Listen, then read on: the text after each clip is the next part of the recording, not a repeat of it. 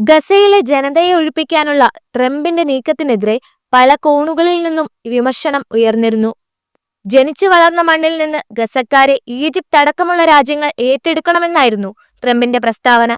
എന്നാൽ ഇപ്പോൾ ട്രംപിന്റെ നിലപാടിനെ കൃത്യവും വ്യക്തവുമായ ഭാഷയിൽ എതിർത്തിരിക്കുകയാണ് ഗൾഫ് രാഷ്ട്രങ്ങളും അറബ് ലീഗും.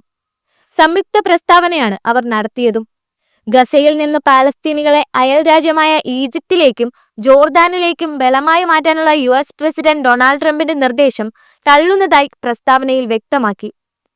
ഈ നീക്കം മേഖലയുടെ സ്ഥിരതയ്ക്ക് ഭീഷണിയാകുമെന്നും സംഘർഷം വ്യാപിപ്പിക്കുമെന്നും അവിടുത്തെ ജനങ്ങൾക്കിടയിൽ സമാധാനത്തിനും സഹവർത്തിത്വത്തിനുമുള്ള സാധ്യതകളെ ദുർബലപ്പെടുത്തുമെന്നും രാജ്യങ്ങൾ മുന്നറിയിപ്പ് നൽകി.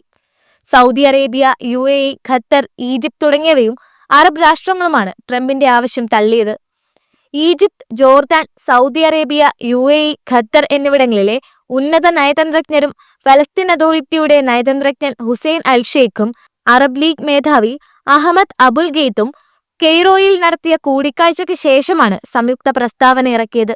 നേരത്തെ ജോർദാനിലെ അബ്ദുള്ള രാജാവിനും ഈജിപ്ഷ്യൻ പ്രസിഡന്റ് അബ്ദുൽ ഫത്തഹ് അൽ സിസിക്കും മുമ്പാകെയാണ് പാലസ്തീനികളെ അവിടെ നിന്ന് അയൽ രാഷ്ട്രങ്ങളായ ജോർദാനിലും ഈജിപ്തിലും പുനരധിവസിപ്പിക്കണമെന്ന ആവശ്യം ട്രംപ് ഉന്നയിച്ചത്. പാലസ്തീനികളെ ഈജിപ്ത് ഏറ്റെടുക്കണമെന്നാണ് എന്റെ ആഗ്രഹം. അതുപോലെ ജോർദാനും ആളുകളെ ഏറ്റെടുക്കണം. 1.5 ദശലക്ഷം ആളുകളെക്കുറിച്ചാണ് നമ്മൾ സംസാരിക്കുന്നത്. ആ ഭാഗം പൂർണ്ണമായി വൃത്തിയാക്കണം എന്നാണ് അമേരിക്കയിൽ മാധ്യമ പ്രവർത്തകരുമായി സംസാരിക്കവേ ട്രംപ് പറഞ്ഞത്. വെടിനിർത്തിയതോടെ വടക്കൻ ഗസയിലേക്ക് ആളുകൾ മടങ്ങിക്കൊണ്ടിരിക്കവെയാണ് ട്രംപിന്റെ പ്രസ്താവന.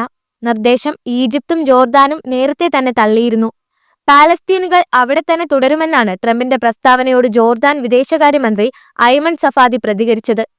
പാലസ്തീനികളെ സ്വന്തം മണ്ണിൽ നിന്ന് കുടിയിറക്കുന്നത് സംബന്ധിച്ച് തങ്ങളുടെ നിലപാടിൽ മാറ്റമില്ലെന്നും മേഖലയിൽ സമാധാനം കൊണ്ടുവരുന്നതിന് അമേരിക്കയുമായി സഹകരിച്ച് പ്രവർത്തിക്കുമെന്നും ഐമൻ സഫാദി പറഞ്ഞു. പാലസ്തീനികളുടെ നിലനിൽപ്പ് അവരുടെ മണ്ണിൽ ആണെന്ന ജോർദാന്റെ നിലപാടിൽ മാറ്റമില്ല.